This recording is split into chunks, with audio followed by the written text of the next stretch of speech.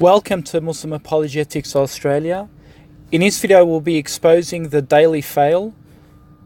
The title of the article says, Immigrant teen boy 17 raped friend 16 during a sleepover at home.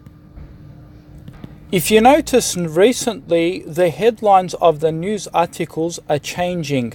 You know, when a Middle Easterner would do a crime, for example, an Arab person, they'd write Middle Easterner. Or if a Muslim does a crime, they'd write, his religious background or a Muslim murderer or whatever. But now the media is playing with the words. When a Muslim does a crime now they're putting immigrant as the headline. Now, don't be fooled, folks.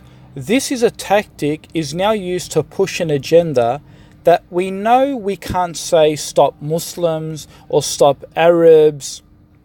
But we know if we say the term immigration or use the phrase immigration within them, it has no specific ethnic profiling. Therefore, the term can void discriminations since there is no mention of one's gender, race, ethnicity, religion. However, we know that the term immigration means most of them are going to be Muslim anyway, from particularly the Middle East. So they can technically now get away with discriminating by simply quoting the immigration status in the article, since undercoverly they know technically they'll be targeting Muslims.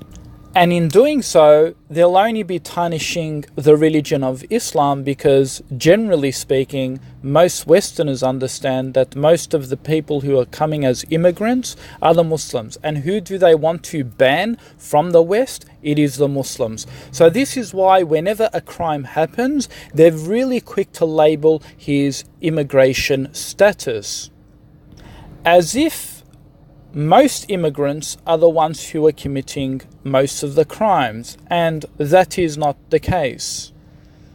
I can assure you that if, for example, a person from Europe, say England or Britain, came to Australia and committed a crime, they're not going to label it an immigrant white man from Scotland committed or raped a child. They're not going to put that, are they? But they know that whenever the case involves a Muslim, they're very quick to put the term immigrant there.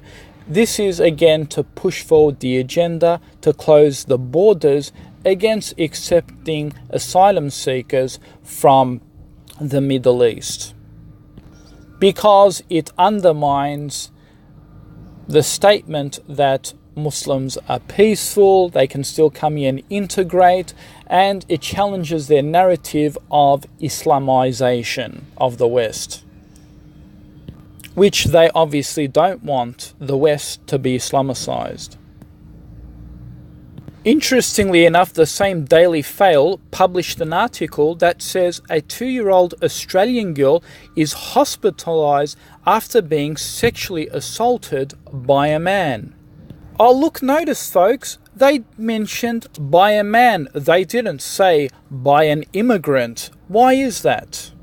Well, because the perpetrator is not a Muslim. And of course, when we go to the article, he's not an immigrant either. But why didn't they mention his Australian residential citizen? Why didn't they say he's a permanent resident? Of course, saying he's a permanent resident of this country it doesn't matter anymore. But if he's an immigrant, now it matters. If he's born and raised in Australia, it doesn't matter. But if he's from overseas, now it matters. See, folks, the Daily Fail will never publish an article on positive information on an immigrant. Only when there are crimes, you'll always reference immigrants and so forth.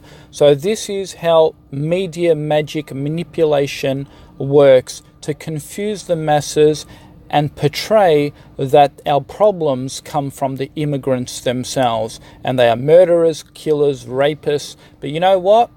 Our citizens, of course, they don't do crimes. Our, born and bred Aussie breeds, born in Australia, raised in, of course, they don't do crimes. And no. But, the immigrants will definitely highlight their crimes.